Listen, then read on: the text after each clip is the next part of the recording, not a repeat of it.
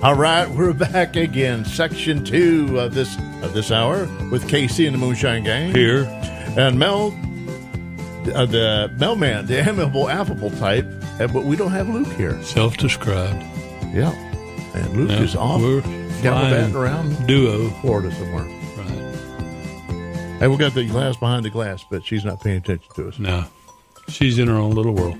So, you want to talk about words? Words. Words. It's only words, and words are Sing it, all baby. I have Sing it. Oh, yeah. to win your heart. Oh, away.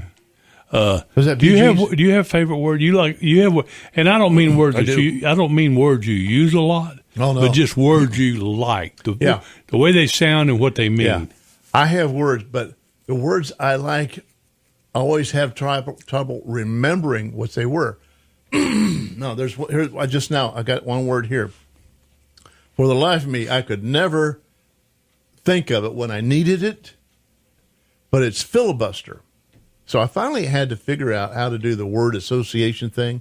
So you got a man named Phil. Yeah, I know a guy in town, and his name is Phil, and a picture of his face comes up, and I'm thinking, filibuster. Yeah, filibuster. I like that word because I'm always telling my wife, you're filibustering me. Yeah, you're not allowing me to get my thought process through or my. Yeah. I think I'm guilty of that with you sometimes. Yeah, filibuster. Yeah. I think I'm guilty. I'm guilty of that with everybody. You know what you're guilty of? What? I'm talking along saying stuff, and you throw little roadblocks down in front of me, like and then throw my front of thought off. Yeah, yeah. Like I try to trip you up. Yeah. Do you do that on purpose? Probably. Oh. Probably unintended on purpose. Yeah. Probably just my nature of doing that, you know.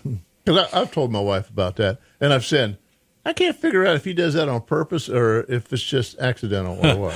You know, I have a bad habit too. I don't want to go chasing rabbits real far, but of hearing exactly what my wife told me.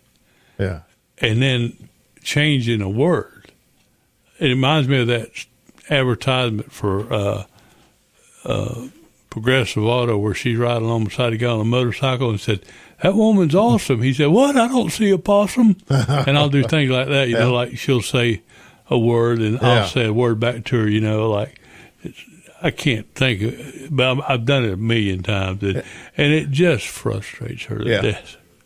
Yeah. Huh. I guess I'm filibustering. So if you do that to her and you do it to me, you must do it to everybody. I probably am. I'm probably bad about that. Yeah, if Donald Trump walked through that door, you do it. He'd go say something. Oh, I'd trip him up in a heartbeat. You throw a couple things, logs down in front of him. I have two words I'm very fond of, and they're very close to each other in the dictionary, and they're words that you don't hear used a whole lot. Yeah. And one of them is symbiotic. Symbiotic. Like a symbiotic relationship? Right, exactly. I like the idea of a symbiote, and that's what we all should be in. Yeah. Well, just like you and I, we should have a symbiotic relationship where you say things and I trip you up. Yeah. But then you throw back. But I always thought, you feed my need to do that. The connotation, a symbiotic relationship you was both a negative give. Thing. No, that's a parasitic relationship. Symbiotic is where you both do something for each other. Let me give you what I think of as the perfect example. Mm-hmm. You look out in a pasture of cows, and you see a cow surrounded by white birds. Those are cattle egrets. Most of us call them cowbirds. But they serve a purpose for each other. The birds will actually get up on the cows and pick bugs or parasites off of them.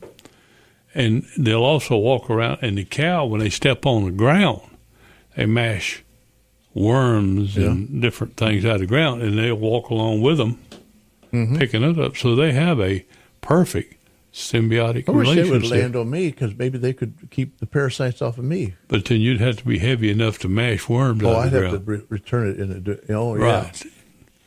And but I love that word, and I love the fact that most people don't, I think, really realize especially if you look on Facebook. Yeah. That a relationship is supposed to be symbiotic. Yeah. It's supposed to be give on both sides. You do something, you compliment each other, not by saying, "Oh, you look pretty today." So Facebook can be very parasitic. Yeah. Or the people on there are in parasitic relationships, and they like to tell us about it. Yeah. But